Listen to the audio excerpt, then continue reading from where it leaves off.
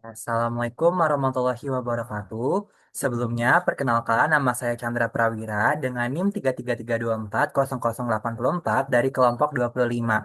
Jadi, pada kesempatan kali ini, saya ingin menjelaskan bagaimana cara menyelesaikan suatu permasalahan pada materi uji hipotesis dengan menggunakan software RStudio.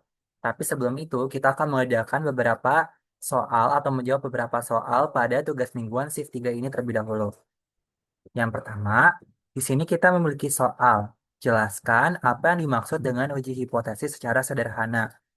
Nah, berdasarkan jurnal yang saya kutip, uji hipotesis adalah salah satu cabang ilmu statistika inferensial yang digunakan untuk menguji kebenaran atas suatu pernyataan secara statistik, serta menarik kesimpulan akan diterima atau ditolaknya pernyataan tersebut.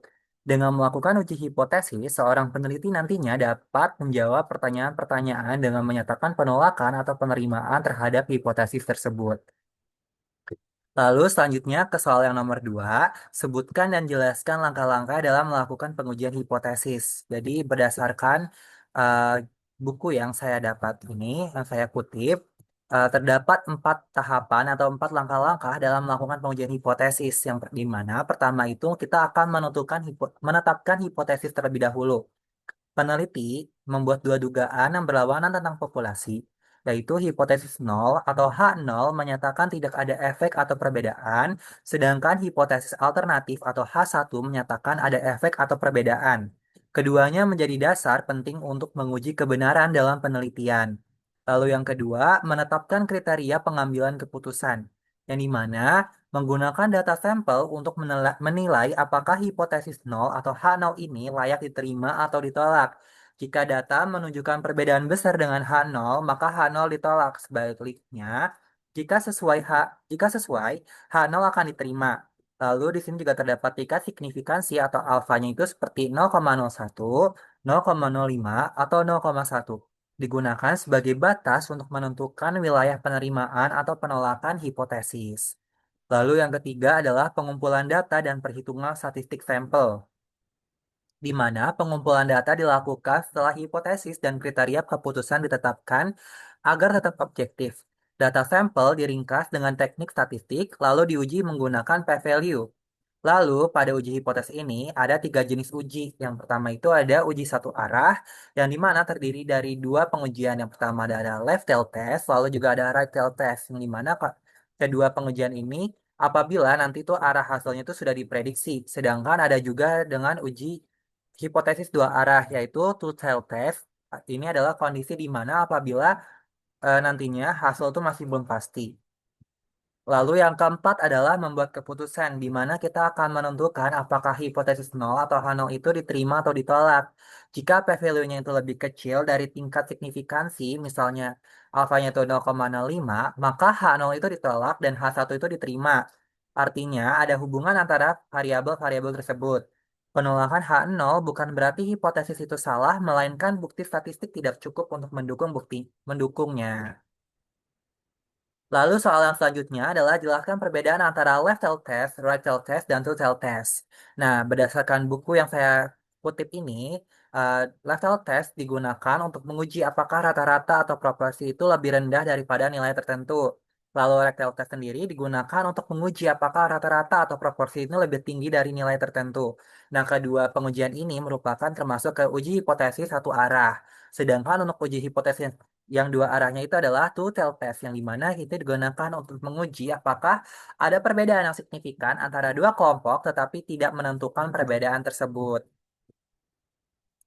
Baik, selanjutnya di sini untuk soal nomor 4, berikan dua contoh pengaplikasian uji hipotesis dalam kehidupan sehari-hari. Nah, berdasarkan buku yang sama, saya ini mengutip terdapat contoh dengan dua pengujian yang berbeda. Yang pertama ini adalah contoh pertama menggunakan two-tailed test. Two-tailed test, yang dimana menguji apakah ada perbedaan signifikan dalam rata-rata tinggi badan antara kelompok pria dan wanita tanpa mengindikasikan kelompok mana yang memiliki tinggi badan lebih tinggi atau lebih rendah. Lalu yang kedua ini adalah lifestyle test, di mana menguji apakah pemberian suplemen makanan meningkatkan berat badan dengan menguji apakah ada peningkatan yang signifikan dalam berat badan peserta setelah mengonsumsi suplemen. Nah, kedua contoh barusan merupakan pengaplikasian uji hipotesis dalam kehidupan sehari-hari. Selanjutnya, kita akan mengerjakan soal nomor 5 yang di mana di soal ini menyatakan bahwa sebuah perusahaan minyak goreng menetapkan bahwa volume rata-rata produknya tidak melebihi 900 mili. Pengujian dilakukan dengan tingkat signifikansi 5% dan ukuran sampel 25 botol. Diasumsikan bahwa volume rata-rata sebenarnya adalah 930 mili dengan standar deviasi yaitu adalah 50 mili. Hitunglah probabilitas terjadinya kesalahan tipe 2 dengan menggunakan uji hipotesis Ragtail. Nomor 5 ini kita akan menyelesaikan dengan menggunakan software RStudio.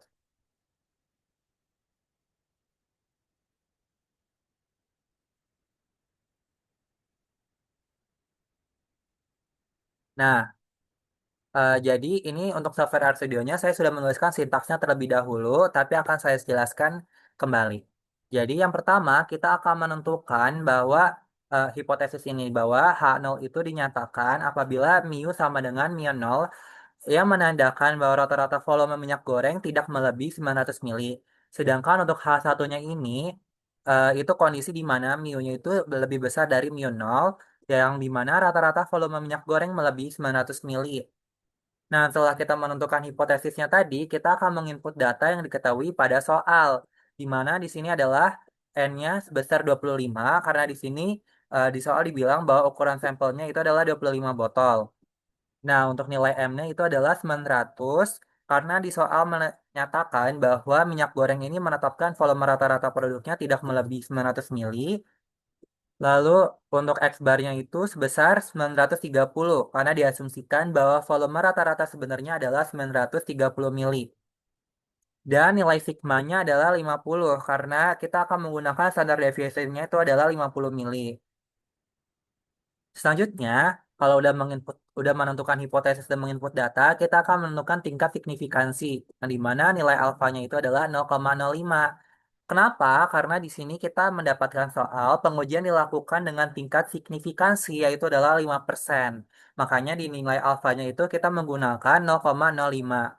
Nah, selanjutnya kita akan mencari nilai kritis atau Z-nya ini, yang dimana kita akan menggunakan Z alpha sama dengan key norms atau min alpha. Lalu kita akan mencetak hasilnya menggunakan print sama dengan Z alpha. Nah, kita boleh langsung running aja sampai nilai kritis ini dulu. Oke, jadi di sini udah didapat bahwa nilainya itu sebesar 1,6444854. Nah, selanjutnya kita akan menghitung batas kritis rata-rata sampel untuk menerima H0, di mana kita akan menggunakan X kritikal yang terdiri dari nilai M ditambah Z alfa yang barusan, lalu dikali dengan sigma dibagi dengan akar kuadrat dari nilai N-nya. Nanti akan muncul nilai batas kritis rata-rata sampelnya.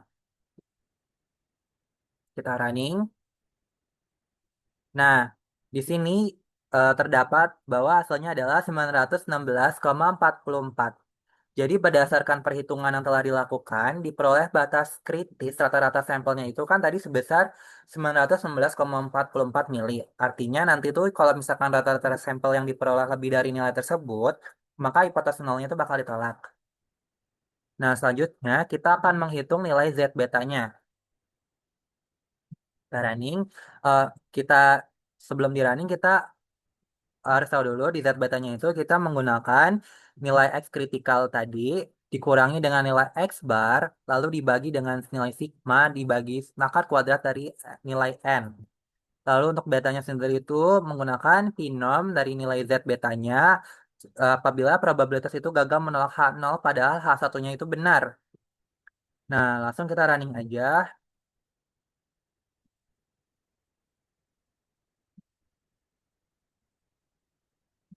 Oke, jadi di sini kita udah dapetin bahwa nilai Z betanya itu adalah 0,0876854,6. Nah, dari hasil perhitungan diperoleh bahwa batas kritisnya kan tadi adalah 916,44 mili. Nah, probabilitas kesalahan tipe 2-nya ini sebesar 0,087. Artinya kemungkinan gagal menolak hipotesis nol padahal rata-ratanya itu kan tadi sebenarnya adalah 930 mili relatif lebih kecil. Sehingga metode pengujian ini cukup baik untuk mendeteksi apakah volume rata-rata melebihi 900 mili. Mungkin sekian yang dapat saya sampaikan pada video kali ini. Kurang dan lebihnya mohon maaf. Wassalamualaikum warahmatullahi wabarakatuh.